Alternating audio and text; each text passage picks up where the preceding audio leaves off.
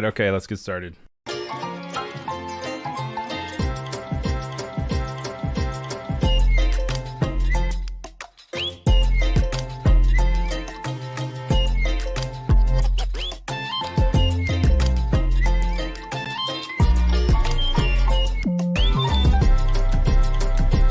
Hey guys, welcome back. Episode 2 of the day. My name's Ryan Selvy, and I'm your host.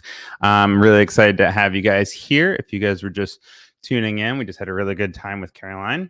And today we're going to have Taylor up next, which I'm really excited about because if you guys know anything about me, I am a live streaming graphic design, motion design, illustrator guy that really likes comics and cartoons. And I found Taylor's stuff online, and I really thought it was cool because of his comic mythical nature to it. And I think you guys are really going to like his work too. And I'm really excited to have him on. But before we do that, I just want to say hello to everybody. Thank you for being in here in chat. If you are watching on YouTube, make sure you hop on over to Behance. That's where all of the chat is going to be happening. Annika is our wonderful moderator and also a wonderful live streamer.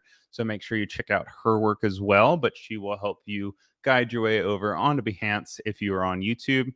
The replay will be available on YouTube and Behance. So if you're not here to chat, you can still see it on either service, but the chat is all happening over on Behance. So a big hello to Steve and Anthony, Kita, Clever, Annika, Pratham, Jordan, Thomas, Bahi, Jess, Oliver, Gareth, you name it. Thank you guys for all being here. It's really good to have you here. And I'm really excited to introduce our guest. By the way, Bruce said, did you change, Ryan? No, I did not change. Maybe my hair is different. I don't know. I'm still wearing the same blue crew neck that I was wearing 5 minutes ago. But thank you for the compliments of looking sharp. So anyway, we're talking too much and we're not bringing Taylor in. So without further ado, I'd like to bring in Taylor. Thank you so much. And please give him a warm welcome for me. Hey, Taylor, how's it going? Hi.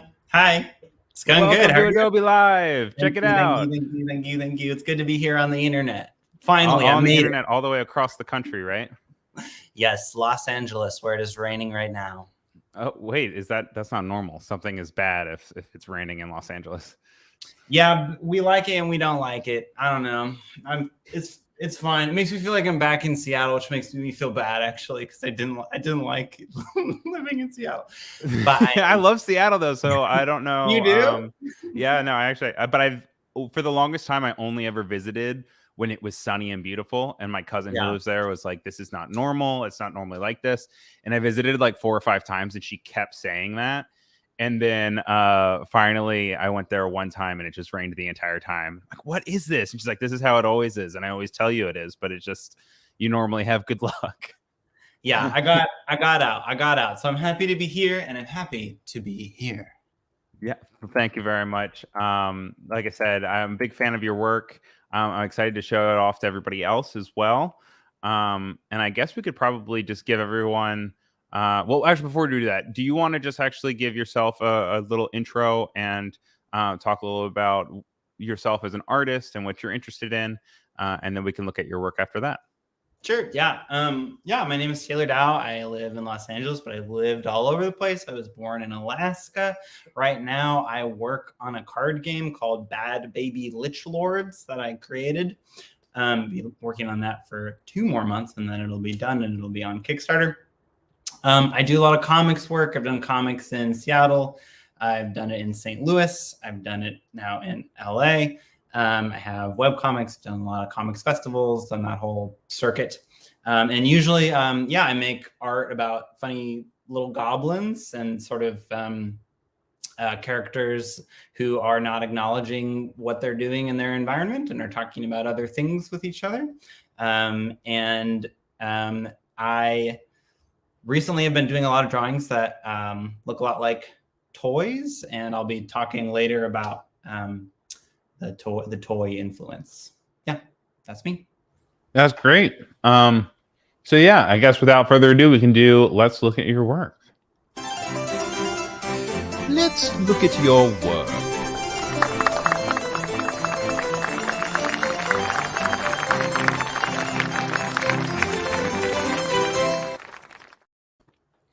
Oh wait, actually, I'm gonna have to remove this and re-add it because I want to make sure that we have audio, because audio is a big part of this silly reel that you have recently. Yeah. And it actually plays well um, into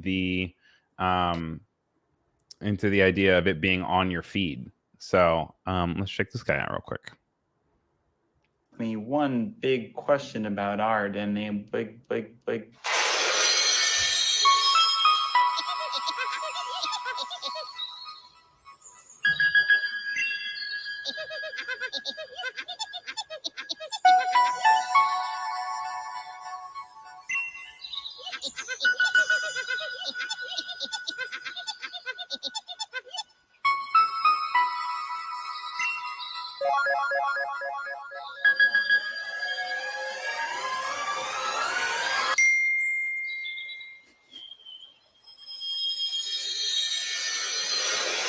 People always ask me one. And it loops out again, and then we'll watch the one other one right here.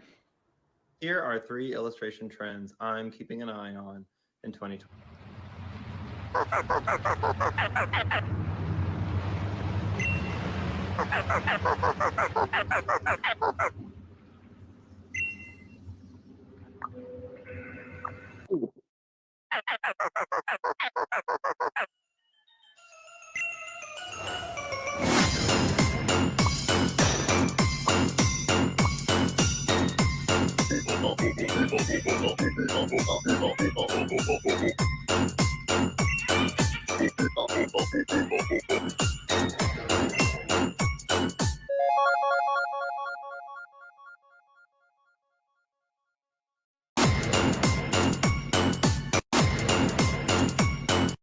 Here are 3 illustration trends I'm keeping an eye on. I love it. I love it so much. So wait, what got you into those kind of recent reels with this magic character, almost RPG vibe creations? So that's a combination of, I'd say, 3 things. As aesthetically, it's a reference to like 90s like PC point and click adventure games, like dungeon crawler games, where I really like that the most of the screen is just the interface, and I really like the interaction between the like weird forced perspective that'll be on like the interface level, and then like the other perspective that'll be like the tunnel of the cave. Aesthetically, that's like the main touchstone there. So I wanted to touch on that, especially because that's a thing that like when you're using a phone and when you're on like, especially when you're on Reels or TikTok, where it's like they've gone full screen, there's just like so many layers of interface going on, like because you have like your phone's interface, and then you have like the sidebar interface and the bottom bar, and then like your name and all the I really wanted to just like lean into kind of how insane that already is and add more layers of interface and draw a parallel between like that aesthetic and the aesthetic of 90s PC dungeon crawlers. So that's the viewer.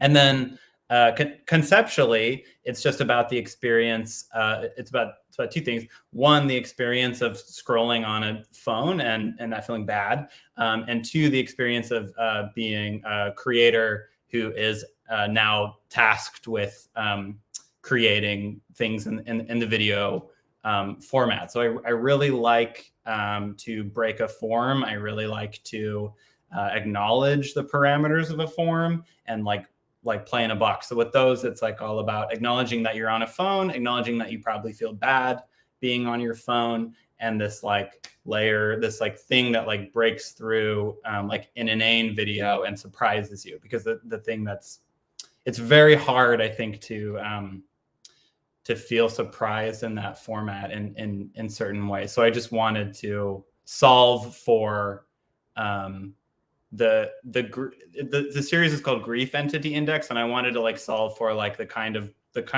grief or sadness that I feel while scrolling through that kind of content and having to make that kind of content. So I wanted to address it in a way that is like both funny, but like there are these pieces in there that are really real. Like the feeling of holding a phone is this feeling of this like idea of like touch without warmth. This like you're trying to connect with people and you can't. No, I think it's a fantastic way of saying it. And I think it's also like a really fun way to be able to approach it in, like, to your point, lighthearted way, but also not in a lighthearted way, because the lighthearted way of it is pretty much tongue in cheek and also paradoxical of being like, yeah, we're making this look cute, but it's not, because the whole idea, it has like flames behind it. In the chat, by the way, Clever says need more testicles.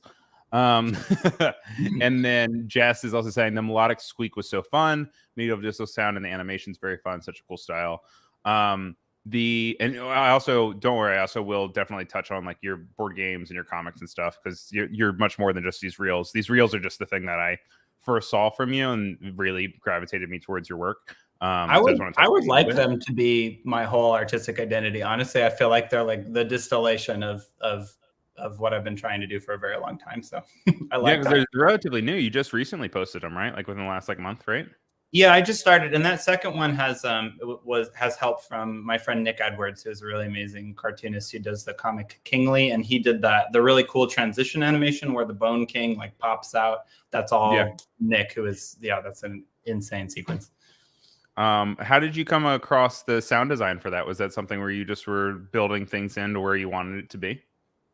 So in high school, I was in a terrible like electro thrash band with my friend Amber, who like she chose music and I chose visual art. So she actually did the sound effects for those and taught me how to make the sort of Banjo-Kazooie voice effect. So that's like an Ableton sort of drum kit that like randomizes and pitches the sound up and down. And those are my voice. But in the first video, she did all the sound effects and with my direction. We did a trade. I did an album cover for her. And then the song in the second one is DJ David Goblin, who is a very incredible Berlin DJ who makes rave music for orcs. I was gonna say, do you only work with other goblins, because you are Goblin Kiss on both Instagram and on Twitter? That's the goal. Yeah, that's the goal. That's a recent rebrand. I finally changed my screen name, and I'm thrilled about it. Yeah, all goblins all the time. It's very fun. It fits the aesthetic. You have Dungeon Crawler as well, and you also have whatever this is. This from Pokemon. This is like a Golbat, right? That's me as Golbat for Halloween, which if true fans will remember, in the original game, Golbat had like this big disgusting tongue that they took out after Red and Blue. I didn't realize they took it out. That's upsetting. They took it out because it was too beautiful. It was too luscious. So yeah, you guys should definitely check him out on Instagram for the reels. Tommy's saying he's obsessed with your reels. Anthony's saying interesting collaboration. Annika loves the insight. I had no idea going into this that it was so much of a collaborative effort to create these, and seeing their final product, I can obviously understand that, and I can see how everyone put their best foot forward, but it all feels very cohesive and seamless, that it doesn't feel as of a collaborative thing, because it all just feels like it's coming from the same voice, which I think is really successful. So, thanks a lot. I really appreciate that. I also have your website pulled up here, which is just taylordow.art, and we have it split into the four different sections here. You have your illustrations, your motion, your comics, and your tabletop. I know that within your motion, you actually have a trailer here for the Lich Lords, and would you be okay if we kind of pull that up and play that through? Yeah, let's do it. This song rips. Yeah, so let me make sure that we have audio properly added for it. That way that everyone can hear the good news or the good music. And then we can get that all set up and going. This was originally for a Kickstarter, right? Yeah, so this will be on Kickstarter in March, I think. Okay, cool. And it looks like it was a lot of work. So I'm sure that will play true right away. Play. Bad Baby Lich Lords. The Lich King was trying to sleep, but his kingdom was too loud. He turned everyone into skeletons so they wouldn't make a sound. Who's that creepy booty kingdom, giving their daddy strife. Making noise, bringing their toy skeletons to life. But bad baby Lich Lords, those naughty Lich Lords. Flip those cards. Raise your skeletons. Make some noise. Raise the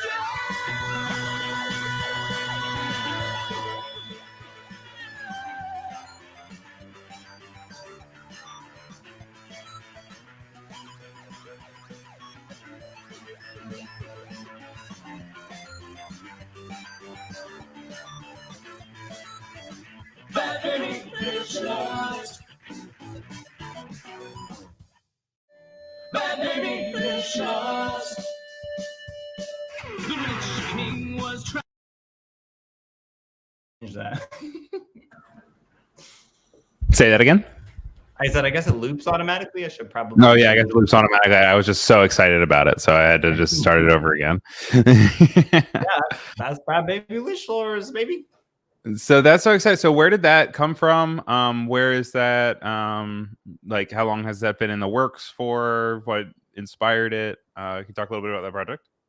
So I've been doing that forever. It's almost done. It originally, when I was in grad school in St. Louis, it was a project I did. Like there was it was an illustration program, and we had a class where we had to make a game, and I made this game called Bad Baby Lich Lords. And then I ended up taking that into my thesis project, and then I ended up pitching it to a publisher and just like continuing to work on it. And now it'll finally be done. But it's a game where you basically every card is a different little monster, and the cards are double-sided, so they have like a drawing of like the dead version of the card on one side and the alive version of the card, like skeleton and a living minion card. And in the game, you're just trying to bring stuff to life to wake up your dad, who is that big sleeping Lich King on top of the mountain, because you're bad babies and you're not supposed to bring stuff back to life. Raise the dad. Raise the dad. These are so endearing, and I love the world building that they have. I also really like the interaction of being able to flip it from like alive and dead. Obviously, that was probably pretty fun to be able to take two approaches to the same thing. Deernicorn is my favorite, says Mike. That's the publisher. But there's Study Buddy. You have Eunice Cyclopede, a book about sneaks, and Crawlosium, Sammy Sloth. So there's 90 of these, right? Yeah, there's I think there's a little more than that. I think there's 89, and then there's also 24 of these like realm cards that are like locations. Yeah.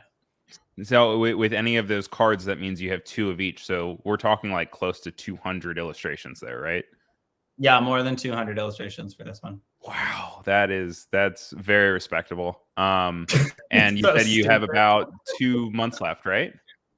Yeah, I have 2 months left, so I just have one. There's like these 4 factions in the game, which is the red, the blue, the green, and the pink. And I basically just have the pink one left, and I keep leaving and coming back to the game, but this will be the end of that, and then it'll be out in the US and Germany. And how does that feel? Because you've worked on it for so long now. It feels Is that fine. I weird? feel like it's just when you do a project so long, it's like I created this project to like learn how to do it. So the reason it's taken so long is like when I started, I just like didn't understand color at all. Didn't understand how to like make these color languages. Didn't really understand character design. Like I made the project as hard as possible for myself by picking things that I wanted to learn, which is like I'm just very motivated to learn. But it also means that there were many, many, many iterations of these cards that just will never see the light of day because I was figuring out how to do it. And so the cards that I'm drawing now at the end are just so much better than the cards I was drawing at the beginning, but I just have to live with it. Now, what steps did you take to learn those things like color? Were you reading books, or was it just kind of trial and error as you continued to create, you learned more? Or how do you feel like you were more adept to do it now than back then? Well, I was in grad school when I first started working on this. So it's like I was in a color theory class and I was like, this was my thesis project. And I was always getting feedback from everybody else in the studio and my professors. And then, yeah, I think like I just have a community of artists who I really respect, who I'm always like getting on the phone and asking for help and being like, why does this look dumb? Why does this look dumb? And then they help me make it not look dumb. Yeah, I mean that's definitely a good give and take. I'm sure they don't look nearly as dumb as you think they do in your head, because They these look are cool all now. absolutely phenomenal. Yeah, okay. But Rob wants to know if it ever became a slog or was it always a labor of love? No, art is awful and usually painful. I think like the idea that like you do what you love and you'll never work a day. That is not true. Like labor is just going to be labor a percentage of the time. Like there are some people who love to draw so much, but I think for most people it's agony a percentage of the time. And these are so boring to make a lot of the time. And then every once in a while, there'll be parts of the process where I'm like, oh yeah, I nailed it. And then, but no, it's a complete slog. Art is a slog. Mary wants to know, where did you get the ideas for your cards? Also, great hair. Oh, thank you so much, Mary. The ideas for the cards come from the names. Most of them are like gags. So like. And did that come first? Did the names and gags come first? Did you just sit down and just kind of threw things at the wall and then things that made yourself laugh? Like you're like, okay, I'm gonna actually draw that now. I could actually send you. I have like a virtual tabletop if you want to just like flip the cards. Yeah, I mean that'd be phenomenal. That'd be great. Okay, so if I put this in the chat, I think it goes to you. Do you see that? Okay. Yeah, if you want to open that up, it has to be in Chrome. If you want to open that up, you could share it. There's like it'll be the demo version of the game that we used to test it. It's version 99 of this game. Really, that's so stressful. Testing it for a long time. But yeah, so you can hit join on the top left. Okay. And then just hit join, type a name and then hit join. I think you have to have a name. Yeah. I'm fine with being Ryan. I'm okay with that. And then, yeah, so you can zoom in and then now all you need to know is you can drag cards and you can press F to flip them. Okay. So if you want to look at, and I'll get in there too. If you want there's nothing here that's going to surprise me and like secretly have a butt or something, right? Is there a butt in this game? I can't believe that there's not a butt in this game, actually. You know what? I'm no longer interested in buying this game. So there's lots of placeholder art here. The ghoulies, the pink one, have the least art present, but I'll just flip these over. And there is art or at least placeholder art for most of these. So you can just pick them up and drag them around. But to answer your question, Mary, so for instance, like this card here is a book about snacks. And that's just because I wanted to have this cycle of cards in the game. The first one was called A Book About Snakes, which is like this wizard book that when you open it up, a bunch of snakes come out. So I was like, I wanted to have a book about snakes, a book about snacks, a book about sneaks, and a book about snarks. And so this drawing is just based on those words. So it's like, oh, what is a book about snacks? It is a book that wants to eat you. It's very obviously very Monster Book of Monsters, very Harry Potter. And they all come from these like sort of punny names. Yeah, I like the nostrils up at the top of the book and like kind of how you've reverse engineered and put the eyes on the inside, but they're like, Looney Tunes blink in the dark eyes. If you flip that card, so if you click that and you hit F, you can see on the back we get a little skull in there. Oh, that's fun. So I'm guessing probably the full illustrations come first and then the dead version comes second, because then you can simplify whatever you make, right? Yeah, so in Photoshop, I'm just taking the same line art, I'm turning it to this skeleton color, and I'm just like adding some bone texture and like holes for the eyes. I'm trying to make it as low effort as possible. Right. See, but in this case, he has two noses now. Now he has the nose inside of his mouth, and then he has the nose on top of his mouth. Yes, he's dangerous. And that's narrative layering. Now for Tickler Hornet. It's got these giant hands, obviously for tickling. They don't all have skeletons yet, I should say. They're great though. Thanks. Human forest person.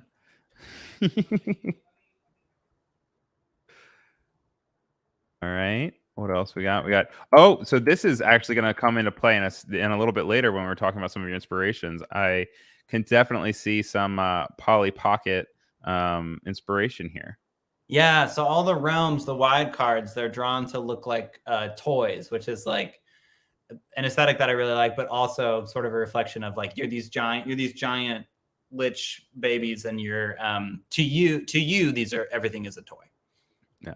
Annika wants to know if you always use monotone color schemes like this, or if this was something new for you while you approached this project. This color in general was new for me when I approached it. I think I came from like a very like underground like zine background before, where it was like I also used to be a screen printer, so I used to just think about color in like blocks. And I think that still does come through here. There's kind of a long fantasy illustration tradition of like having your foreground color and your background color to have things be super legible. So like here I have like one palette for the foreground and then this like very monochromatic palette for the background. Whereas like the foreground colors here is like, there is that red, but then there's also this purple and this beige. Yeah, I like that. I like things to be super readable. I like my drawings to read at a distance. And if you have like a really clear, like it's just like simple things of like a warm and a cool, or you have a background palette and a foreground palette, then your drawings are going to be super readable, which is like a very cartoon thing and like a very illustrator thing. I mean, it reads so well, and I think for a game like this, I think it's important that you can make clear everything very quickly. When you flip it, it seems like you have so many cards that it's just got to be like you have to be able to look at it, identify it, and like at least understand some of it. Even if you look in here and then you're like, wait a second, this person has 3 feet. That those are little details that continue to reward the viewer, but as a whole, I can, really tell that this is a fake head, and there's the real face in there. Yeah. So they're really well composed, which is really nice. Thank you. I definitely want to continue to flip around these, but I also want to make sure that I highlight a lot of your other work as well. I know that you have this isn't your first and only like board game thing that you have. There was actually things that predated this. Yeah. You have Best Friends Forever. What's this project about? This is a storytelling game that I did for Heart of the Unicorn that is about friendship between tween-aged girls, and I did this in collaboration with a bunch of people. But I designed these like maps for it. So these are some of the sketches of these maps that you play on. It's like a role-playing game, but it's visually driven. So you go to these, you flip. It's like a big book, and you flip to these different locations, and then you trade these charms, and you tell stories together. Now, were these the same? Like, is this also while you were getting your master's? Like, was this the same course where you had to like make a game, or was this for something else that just happened? No, this was all in the same. This was my job before I went to grad school. This would have been like 5 years ago, I think. So you have a understanding of how to kind of build these games out and how to at least like create the dynamics of something that is playable, because I feel like that's a whole nother set of skills to be able to not only illustrate something but have it be interactive in a way that is like a physical manifestation of something.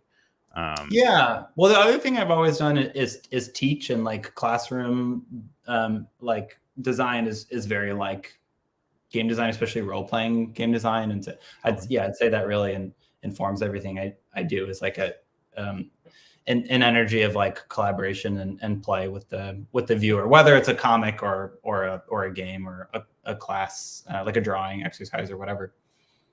I think that's something that I wish more people kind of understood, and I feel like as we continue to evolve and learn about teaching and hands-on, I really hope that like there's continue of these aids of visual things, because for me, like I was such a visual learner, and whenever there was something that I could get my hands on and touch and understand, it always made it so much easier. So hopefully there's more people like you in the teaching world. We also have a whole gallery here of some illustrations that you've had. And so really beautiful color, as with anything else. But you also have quite the range as well. This kind of looks similar to your reels, but then over here you have something from this year as well. Next level options for Plan Advisor. Do you want to talk a little bit about what prompted these and how you feel about them? Yeah, so that's an editorial illustration. Art director was Sujin Pizzelli for the magazine Plan Advisor. And I think that the art direction for this one was something just like it's something pretty simple of like surveying a changing landscape or something. So there's like things that are going well up there and things that are burning up there. And yeah, I think like this is a large drawing. It's for print. It's like a double wide for the top of 2 pages in a magazine. So I just wanted people to really be able to hold the magazine close to their face and find a bunch of stuff. I think same with those. That's kind of what I'm talking about. That maybe like some sort of spirit of collaboration or reader agency. And it's also, you can see that the same thing in the cards, like you were saying, like there's a top level read of the card as a set. There's a secondary read of like the card as like an individual thing. And then I always want there to be like a third reward for anybody who looks closer.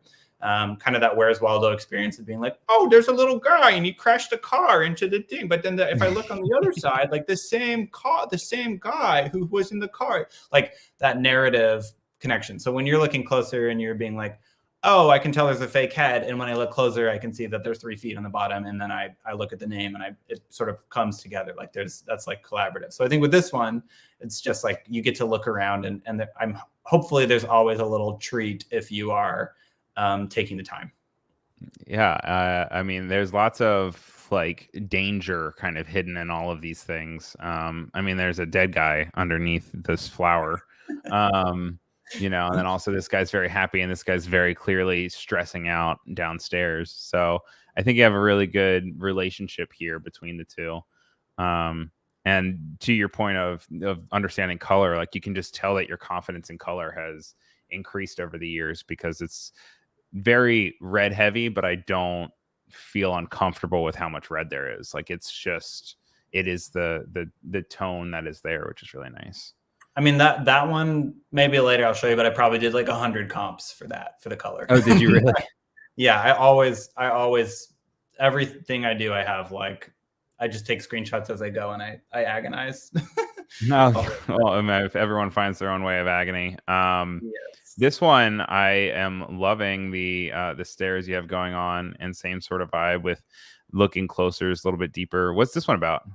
That is an illustration of the television show The Bachelorette. I see. It's called Final Rose. It was a project. It was my final project for the first year of grad school, and it's actually made to be. I have a print of it that's like 4 feet wide and like 6 feet tall. So it's like a giant print. And yeah, they're all everybody's looking at the rose. Everybody, that's sort of like the rule is like everybody's attention is on the rose no matter where they are in the drawing. And then there's this cluster in the center where they're all trying to get it. And then there's the beautiful statue of Chris Harrison holding the ring and the wine. Oh, this is gold. This is wonderful. Now, when you're creating something like this, are you also like watching the show as you're doing it? I had watched quite a bit of The Bachelorette in the years before I made this, and then I sort of fell out of the pit, fell out of the nation. But I have watched quite a bit of The Bachelor and The Bachelorette. I also like the inclusion of the cameraman here and also down here, just to kind of remind you that it's all like being filmed and it's part of the show. You got the boom operator. This guy with like a set list to go for, and just to what we keep reiterating, just the idea of like, if you look for detail, you will be rewarded, which is really nice. Thanks. Mary says, get this human a children's book deal. I would love to do that. It says that based off of men like killing each other over a rose. So I don't know if that would be wonderful or not, but kids love flowers. Kids love violence. That's great. That's why we're always trying to keep it from them, is because they're always trying to put their fingers in those light sockets. They want it. But I do know that also a part of your recent, well, this is all really interesting because I'm like uncovering more about you as we continue to talk, learning that you have this print background, that you are very physical focused, even though a lot of your motion and your creations feel like they exist in the digital world, like these reels. Like you still have this mentality of understanding that everything can be printed, everything can be used in scale. Like that one we just looked at could be really large.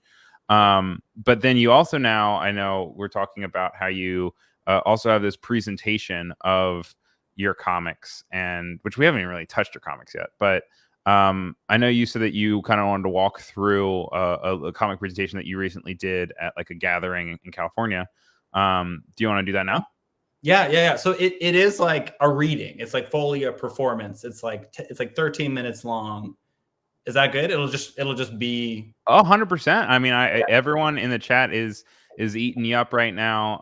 I think it was Rob that just said, "I love this man." I think I love this guy. Great answer. You know, we have people saying that you need to have a thing. So I think for viewership, I think people want to see you. I think people want to hear you. So get me on screen. That'd be great. I think, and then like, okay, so I need to share my screen. Yeah. You share your screen, then we can have conversation afterwards if you'd like. We also could just leave it as it is, and we can move on. It's whatever you're feeling, but whatever works best for you to have your performance. Okay. Can you see this? Yeah. I'm gonna remove myself, but I will still be here. Good luck. You see, break a leg. You see a little drill man, and do you see these little dots moving? Did you mute yourself? Sorry. Yep. I muted myself because I was off screen, but yes, it's all good. Everything's moving. Okay, great. It should be groovy. Okay, cool. So I'll just say this was originally created for this really wonderful monthly comics event that happens in LA, put on by Mikey Heller, who is a great cartoonist in LA. And at Comics O'Clock, it's at a series of usually 7 cartoonists will read their work in this sort of in this space called Heavy Manners Library in Echo Park in LA. If you live in LA, I really recommend you check out Heavy Manners Library. It's one of my favorite spaces in the world. Really cool, kind of DIY space, lots of fun comics events there. So there'll be parts of this. This begins with a photo that's actually taken at the event. There's this kind of meta thing, and you'll just catch up as you go. I also need to read from this thing because I have like this whole great. You find yourself in a crowded room in Los Angeles. Sweat drips from the tip of your nose. You open up Tinder and take respite in imagined comforts of the flesh. You've been reading Esther Perel's book, and you're thinking about the twin flames of eros and intimacy. And this airplane looks really hot like fire. But here we go. It looks like something is actually happening up on stage. Time to nod and smile and gnash your teeth. It's time. It's comics time. I am like a baby. Goo goo gaga. Goo goo gaga. Goo goo gaga.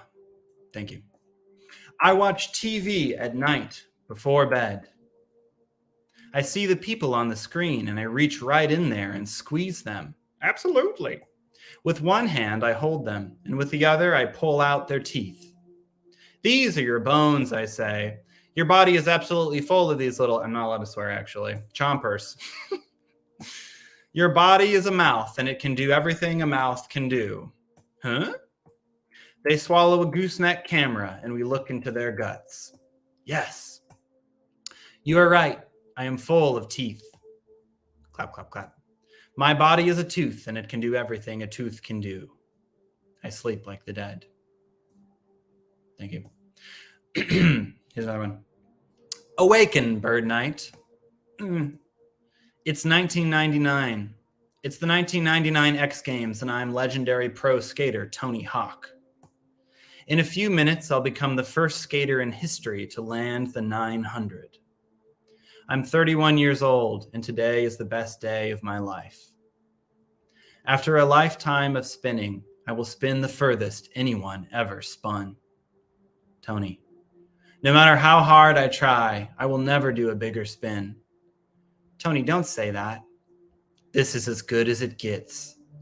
Think about your family. Think about your money. You have so much to look forward to. Tony, you can't keep spinning around up there forever. Yes, I can. The people love this. Everybody, everywhere loves this. I'm going to spin and spin and spin, and no one will ever look away. You're afraid to land. I'm not. Bzz. Hello? Hey, it's me. It's Tony. Hi, Tony. I was lying before. I am afraid. I'm going to feel so many things that feel worse than spinning around in the air. It's true, Tony. You are. Oh, good. You close your eyes and take a deep breath. You find yourself falling through the sky. You think about that beautiful airplane you saw on Tinder and whether she might fly through here sometimes.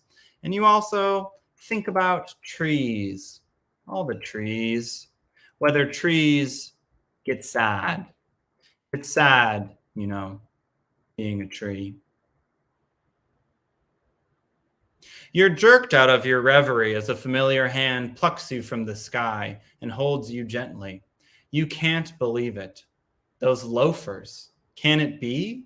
Yes. It's legendary pro skater Tony Hawk. He gives you a hug and childhood comes flooding back to you. The good old days, the shelter of foliage, warm and familiar. Eye contact with a bird, wave after wave of pure, shining sensation. A litany of beautiful toy-based memories flashes before your eyes. And there's Tony looking like $900. Hasn't aged a day. He's really here. And it's all very overwhelming, actually. And you take a little break. Are you me? Are you me? Are you me? Are you me? Looking at the phone, looking at the phone, looking away from the phone, looking back at the phone. Love it. Another deep breath, close your eyes. On the train home, you take a look at the book you got from your boyfriend, Tony Hawk. From your boyfriend, Tony Hawk. It still smells like the wheels of a spinning man. You open it up and you can't believe it. Right there. It's the beautiful airplane from the phone in the book. What a good book. I sell two kinds of birds. One bites you every hour and one kills you right away. I don't want either of these birds. Every animal deserves a home.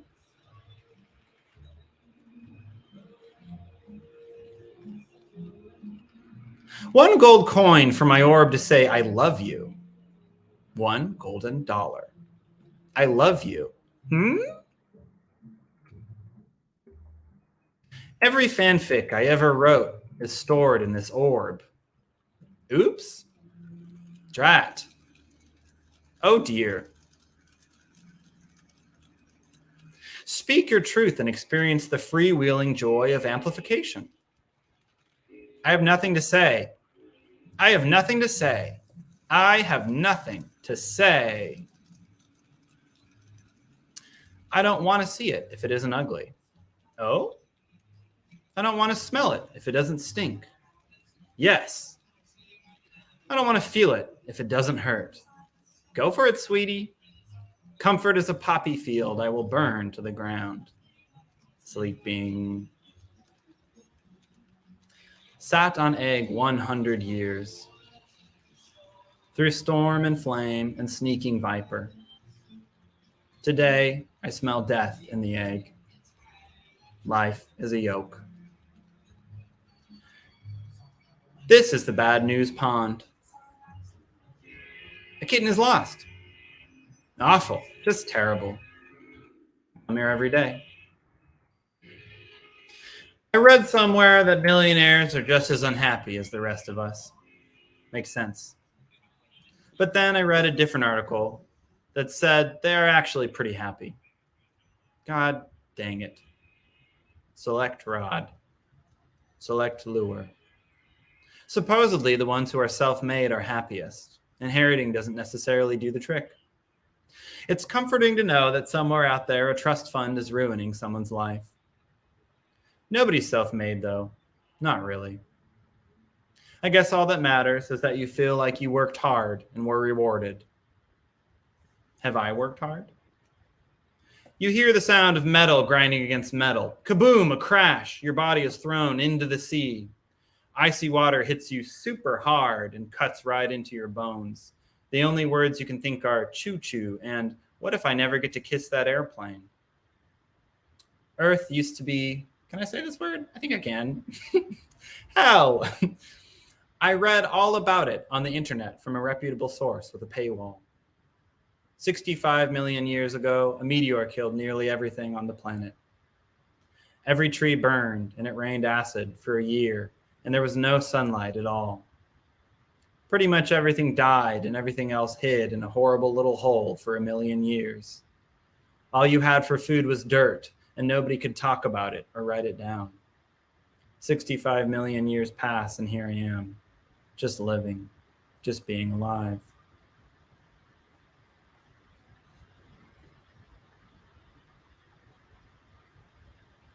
In stories, disasters are events. They begin and end, and they are very loud or very quiet. In reality, crisis unfolds like a headache or like seeing yourself in the bathroom mirror. Calamity is ambient. When animals fight, it is in bursts that last for a few seconds at a time.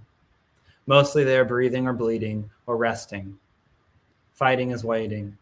Now go home.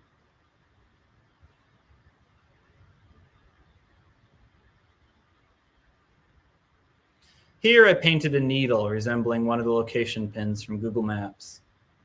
The viewer is struck with a thought. Each of my footsteps is one stitch in the cultural landscape. Fans of visual culture theory will recognize this as the Eiffel Tower. Positionalities.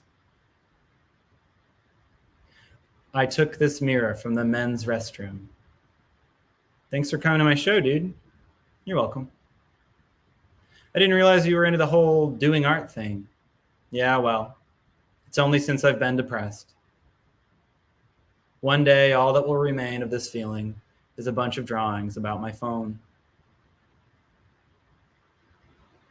That's it.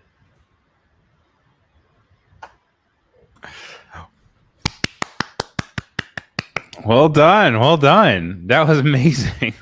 That was also so much work. There was so many illustrations. Yeah. You essentially like animated a short animation pretty much. Yeah. So that's kind of what I'm talking about of like, I don't know, like playing with the form. Like I was given this box to play in, which is like, this is a comics reading. And I'm very obsessed with, like breaking the form or pushing the limits of the medium. So that was really fun to do, like in the room with the audience, with the other artists, and kind of, I think people are doing really interesting things in that space in terms of like pushing what a comics reading can be, just because that's such a difficult format, like people seeing the whole page and being able to read ahead, and like it's really hard to solve for that. But I think taking it into the realm of performance and getting that like video and that kind of meta level is really fun. Yeah, so. I mean, I really even like how you're able to mask out words before they're said, so that you are like forcing the eye of the viewer to be like, don't look ahead, don't read faster than me. Like I am the narrator, and you have to rely on me to get you through the story, which I think is really cool. And then also, yeah, just as like, I know we were talking about Reels and TikTok earlier, and that's transforming its the form in its own way. The idea of self-made comics and stuff is still relatively new. I mean, even back to 50 years ago with like copy machines, with people doing indie low number prints and being able to have small press, like that's still within the last like 50 years or so really a reality. So it's cool to be able to see self-made comics also translate into a theatrical performance style. And so obviously this wasn't the first one you'd ever been to, right? So you'd seen other ones before, right? Yeah, the first one I went to was when I first moved here, and my friend Nick Edwards, who worked on that second animation we showed at the beginning, he read, and I went for the first time and thought it was so fun and couldn't wait to try and give it a shot. And some other people were there. Sue Kim was there, who was a really great cartoonist, and she did like a really kind of form pushing thing. She made an original. Part of her performance was original and made for that setting only, which I think, especially when in the age of making so much stuff for the internet and things being archival, like it just felt really exciting to make something that like that couldn't really exist outside of that space. Even though I just read it here, it's like you can't really it just doesn't really work unless it's live. You know what I mean? Yeah. No, but also like the part of me also wanted to have like a sort of laugh track or something, because as a viewer, I'm sitting here laughing and I know I'm muted. Like I feel for you also that so much of the theatrical and performative aspect of it is having that interaction with the audience that you're having. And like, yeah, you had chatter over here or whatever, but so much of it is reading the room, going off the room, what the room responds to, deciding what you get to lean into. Which, you know, you'll never get the same full experience on the internet.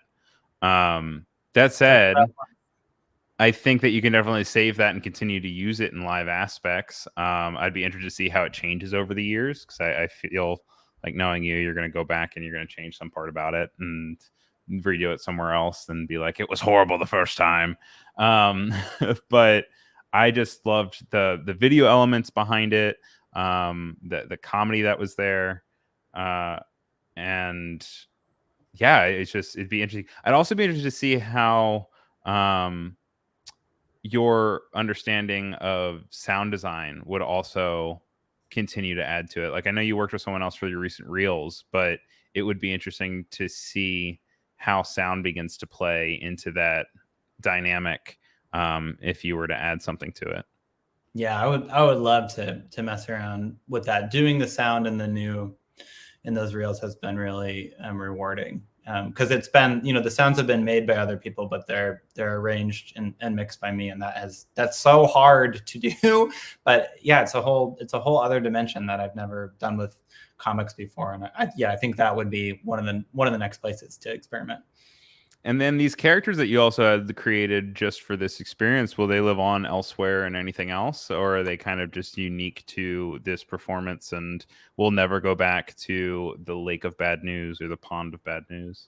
So all of the comics are stuff just from my other work. Like those are from Drillbird and Bird Night, which are just other comics that I've put out in the past. So those all exist. I think the challenge with this was to like create a container for the container and make it fun. And then like the narrative that's new in this is the one where Tony Hawk is your dad and you're in the clouds and you fall into his arms and then you're on the train and then you're underwater, like that. And then Tony Hawk's my boyfriend also.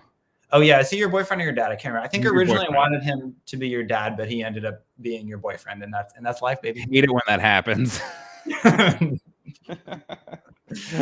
that's life, baby. No, it was great. I like the use of video too, as we zoomed into Central Park. And then you also kind of use that. And then you also have the phone on top of the footage that then is a way to like break up the two, and even the interaction with like liking a post on Instagram. It all was definitely new and things that I had not seen before, but they all quickly were understood by my brain. And I was able to say, okay, yeah, now with that information given to me, like, how do I progress the story? I'm so glad to hear that, because I'm obsessed with novelty. Like I expect from artists this like form pushing. Like that's what I really want from artists, is that form pushing, that experience of seeing a novel thing, and just like making something that isn't toothless or milk toast. Like it's got, I think like it has to have an edge, or it has to feel real, or it has to help me consider my circumstance. Absolutely. Now, I do want to touch on your comics, which you have here on your website. Like you said, you were pulling a lot from those that you have already made, and you like these are obviously a little similar to what we had already seen. Do you ever find yourself wanting to combine these mediums even more so? I think you kind of already did with the monsters with the Bad Baby Lich Lords, but is there I feel like there's not much of a narrative of comics in the board games. Is there a way that you see maybe combining this sequential art with the idea of something that's interactive? Yeah, I mean, I would love to make a game, like a video game. I think like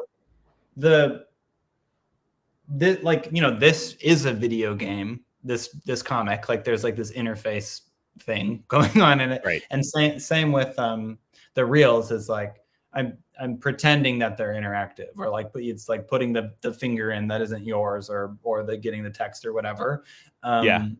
So I'm always trying to make it feel interactive, or but yeah, it'd be really fun. It'd be really amazing to do a video game. What kind of game would you think you would like? Would it be like a point and click? Would it be a side scroller? I was talking with my friend Nick, who I mentioned before. I was talking with him the other day about doing a game about microtransactions, where like there's like the microtransactions like are the game. So that's sounds profitable.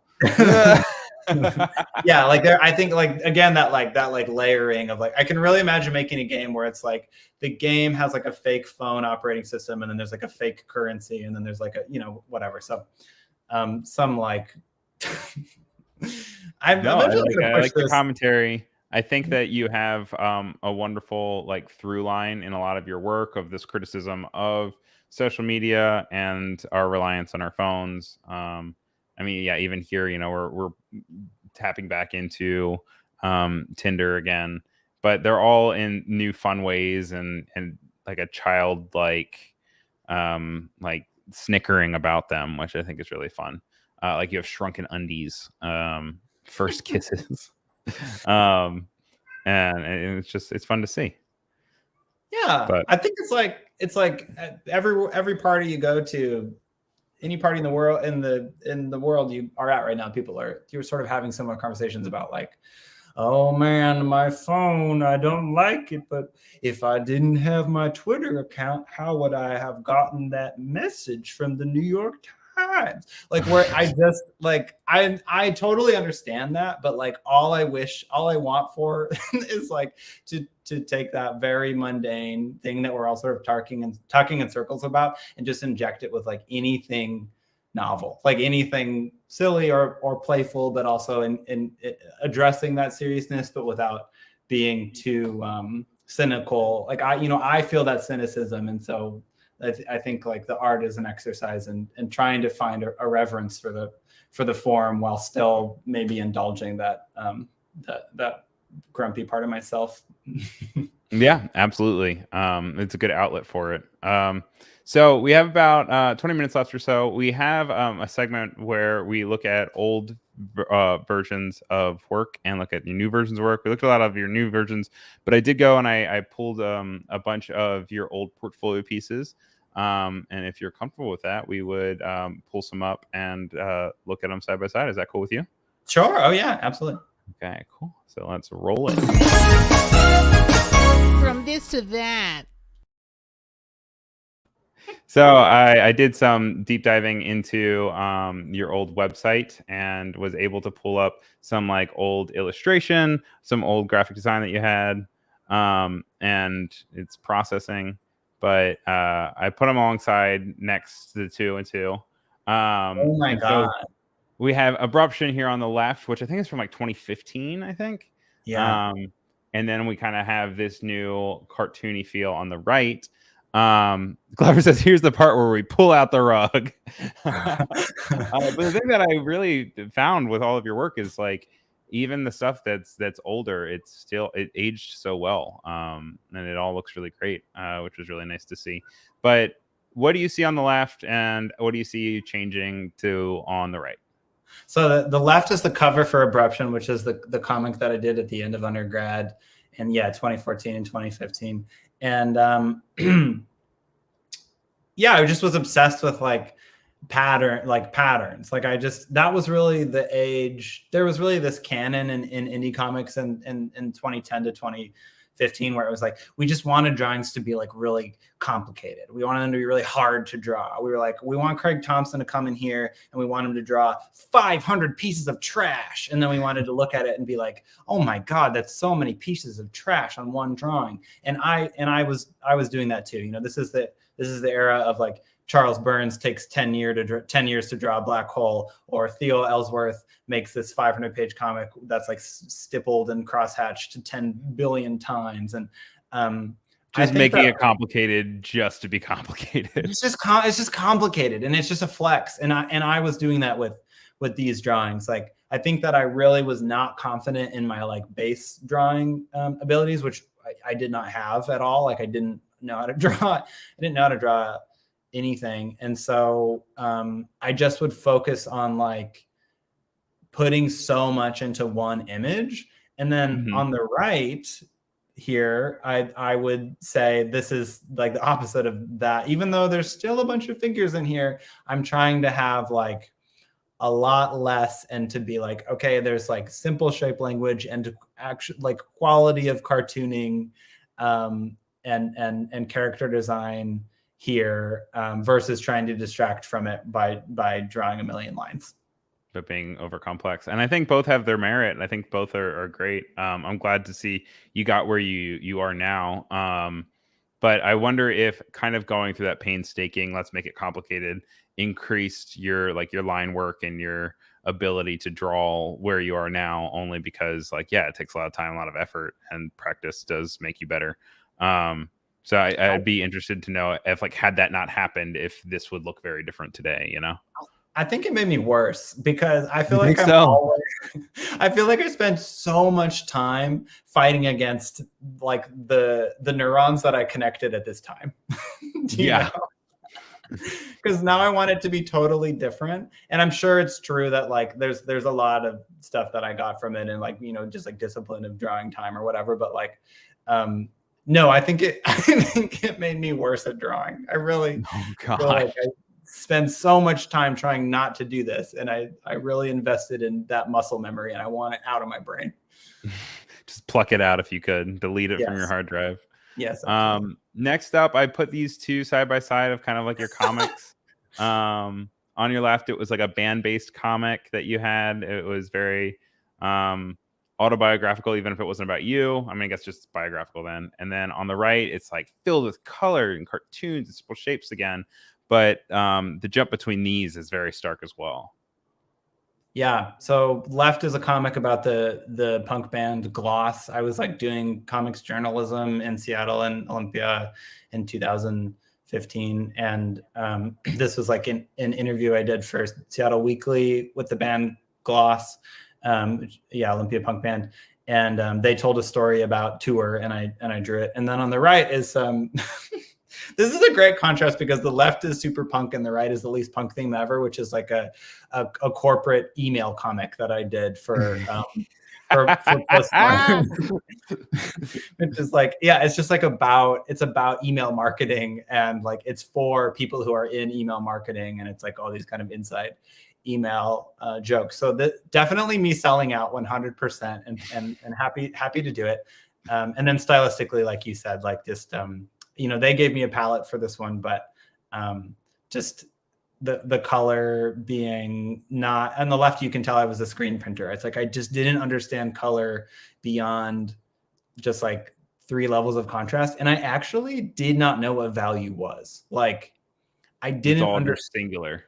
Yeah, I didn't understand that value was at the top of the hierarchy of an image, and I only really understood that like the hue change, and I couldn't really even see saturation. So you can see that I just picked like the most insane magenta. Yeah, but I mean, I think it definitely works, certainly from a screen printer's perspective too. Like I could definitely see this printing well. It's like also I know Rezo printing is really big right now. I feel like this would be a nice Rezo print. But I would also just like, I don't want to put you on the spot right now, but just for my own selfish reasons, I would love to know if there were any books or learnings from your color course that you could easily point to that say, like, I learned so much just from this. So if you ever think about that, let me know. Well, there's what's the Dinotopia guy? He has like a really famous, easy to read book. Oh, really? Yeah, it's called Color and Light by the Dinotopia guy. I mean, no, color and light. Oh, yes. With this weird bird on the front. I've seen this before. Yeah, that was huge. But I'll say like most of what I learned was like in class and in talking to professors. Like there was a professor who had me go to Home Depot and take every color swatch from Home Depot and like lay them all out. And there's like there's that iPhone game called I Heart Hue, which is like all about discerning hues.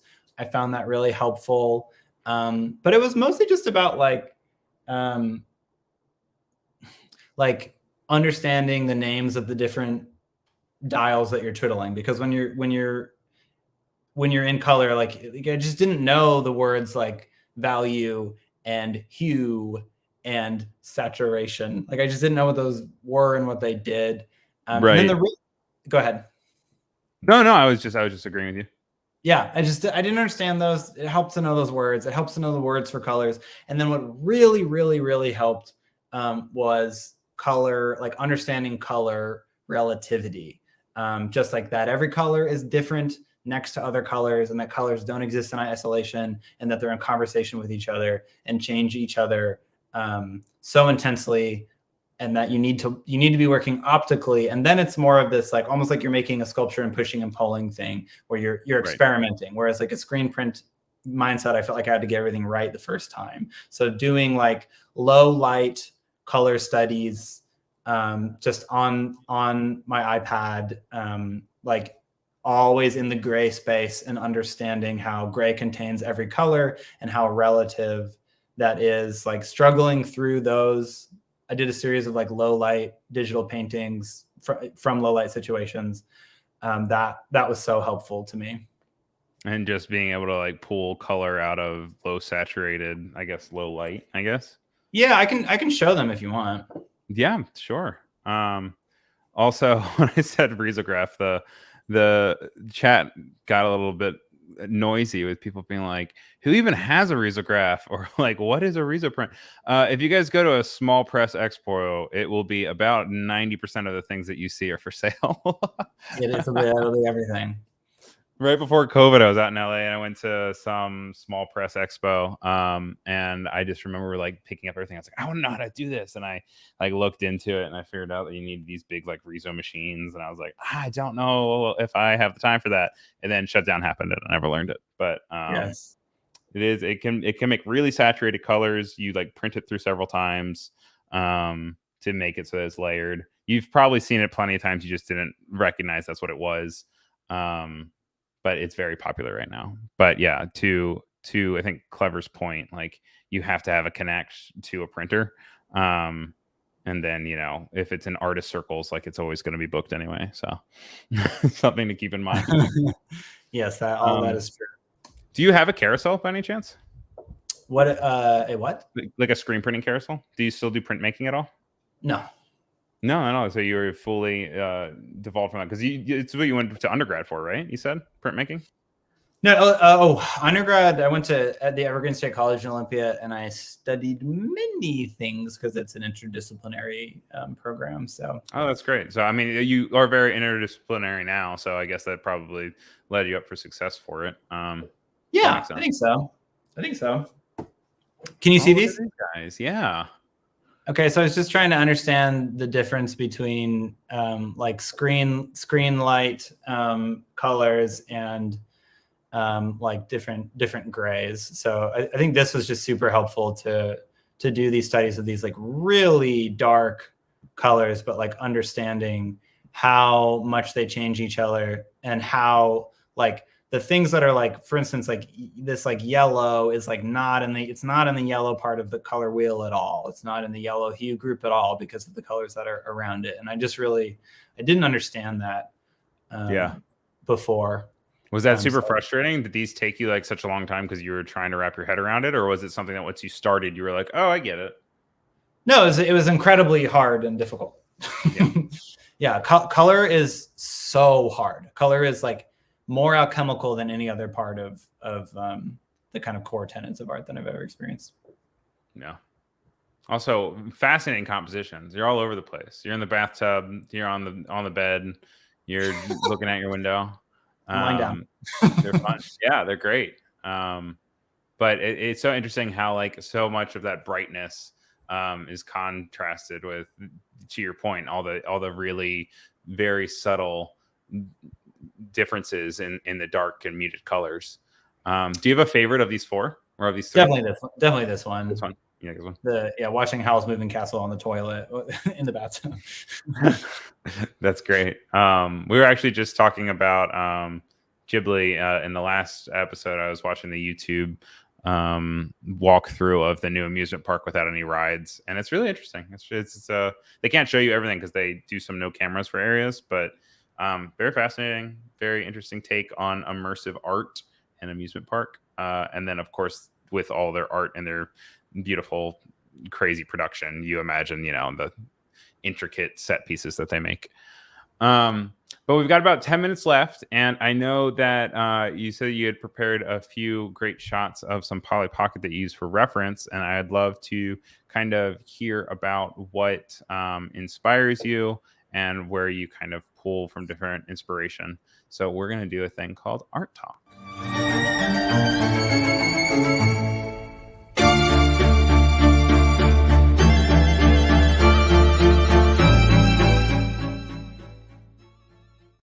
So when I was talking to you about it, though, you said you mentioned Polly Pocket, and at first I was thrown out. I wasn't sure if it was actually the physical thing that you had. Polly Pockets now are very also different than what they used to be. They used to be a choking hazard, and now they're no longer. Also in the chat, by the way, Jess said Homer looking at Homer's reflection, which is pretty funny, because they had little like the bounce back and forth. But what made you specifically point to Polly Pocket as a source of inspiration for your own work? Should I share it now or should I just talk about it? Yeah, that'd be great. I mean, if you have them. Yes, I do. I have. Okay. So yeah, I'll say like a big part of my process is that I just have this like incredibly large collection of reference images. I think about like drawings as largely curatorial, and toys in particular. I love to look at, and Polly Pocket in particular, I love. So Secret Revealed. I think like sourcing novel imagery is super important if you want to make work that doesn't look like everybody else's work. And that is difficult to do on the internet, but is, I think, largely a practice of learning how to dodge algorithms. And one answer that I have to that problem is that I get my reference images from eBay. So these are toy listings on eBay that real people have taken. And I really like about those that they are temporary because the listing will expire and then that image will be gone forever, except for on my computer. Genius. So the hand holding it, though, is kind of creepy. The hand holding it is, one of my favorite. Yeah, I don't like that. Yeah, there's some really there for scale, but I don't want that. No, thank you. Look at this dirty, dark image. I mean, I really, Oh, I like this so haunted. much. This is such a haunted little diorama to peer into, and I want to bring that into my drawings too. Like, is this an eye over here? I don't know. Right. Scary. Now I definitely can see sources of inspiration and crossover from. I keep forgetting the name. Bad Baby Lich Lords? Bad Baby Lich Lords. I keep wanting to say like Little Monsters of Sorts, but it's not. Bad Baby Lich Lords. Call it Little Monsters of Sorts. That's better. Yeah. I like that. But especially because I adore like on your website you have I'm going to steal a screen just for 5 seconds. You have this little like green area with this moat and this boat coming around, and it's like, oh, it all feels so tiny, but how do you manage to do it? And then it put it back with your collection of Polly Pocket. Sorry, I didn't mean to take your. If you want to put your screen back on, No, that's great. Yeah, so that's exactly right, and exactly what I'm looking at these to draw is this series of these. So like these are obviously based on toy sets. And I think like the delights of the aesthetics of toys is really something that my old classmate in grad school, Alex Schubert, really turned me onto. He has really beautiful toy-like aesthetic in his drawings, and is always referencing toys. And I really admire that in his work, and has sort of followed in his footsteps with these, especially, I think. So I owe a lot to him for this aesthetic. Yeah, but I mean, looking at his work now too, like it definitely feels like two completely separate things. I can see inspiration, obviously, if you call it out, but I think that these are dramatically unique, and I think have a very fun and wonky vibe to them. And I say wonky because it's like they look like I'd be able to give them to my 2-year-old, 3-year-old nephews, but then at the same time it's like, wait a second, no, that'd be a horrible idea, because they would be impaled, or they would have some weird giant tongue or something. And yeah, the same sort of thing of just like you're using color in a way that is adding a really good sense of depth with very minimal shadows, but just the shadows enough to give you form. And I'm sure that also probably comes from a place of being able to look at reference images of toys and just seeing how weird eBay lit images are, Mm-hmm. Yeah, absolutely. And I love about it. This is from a line called Imagine Next, and I really like about them that they almost always have like a head or like faces. I had something very similar to that. Yeah, I don't think I had that exact one, but I had like a giant skull pirate thing like that at some point in my life. A lot of them just have like a giant skull on them, or like this is like a painting of a toy, but like it's got this really cool head. Yeah. And that's so cool. I mean, also the idea of using eBay as a means to reference images is really, really clever and smart. Working smarter, not harder. But I also bet your algorithm is so weird now. I wish. It's boring. No. Oh, look at that. Is that a toilet on the very bottom? Yeah. I love that guy. It kind of looks like Our Real Monsters a little bit. Yeah, I love those. The toilet. Same era for sure. What do you use to organize all of your inspiration images? It's just Finder? This is Photos, the like Mac Photos thing. Okay. Yeah. So I have them grouped by like medium. So it's like toys, tabletop games, sculpture, books, comics, movies, blah blah blah. And they all have several albums within them as well, which is great. It's just important to build up your own inspiration library. That's something I should probably do this year. Is get better about organizing it. Point and click games is great. Yeah, it's sick. Well, thank you so much for sharing those with us. We've got about 5 minutes left or so. You obviously are taking the next 2 months and finishing up your game. Do you have any performances coming up? Are you looking for any work? Is there any projects we should keep an eye out for? Is there a waiting list for your Kickstarter?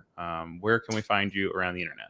Yeah, so goblin_kiss is my Instagram. That's mostly where I'm active.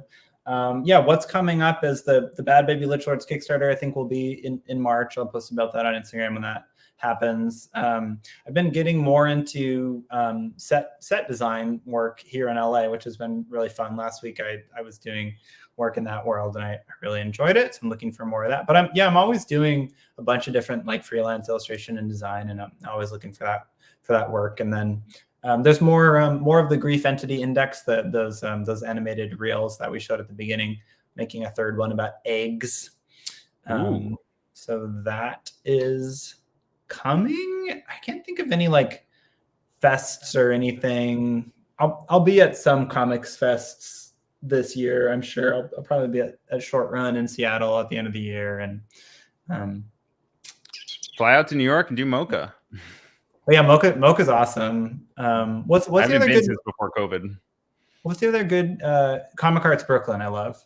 Yes, yeah, that one. I feel like that one's later in in autumn though. I think normally. Yeah, that's a really high caliber fest. I like that one a lot. It takes endurance. I normally have to do more than one day because just to get through all the tables and like actually give people the time of day and like, yeah, it's just a lot to digest, you know?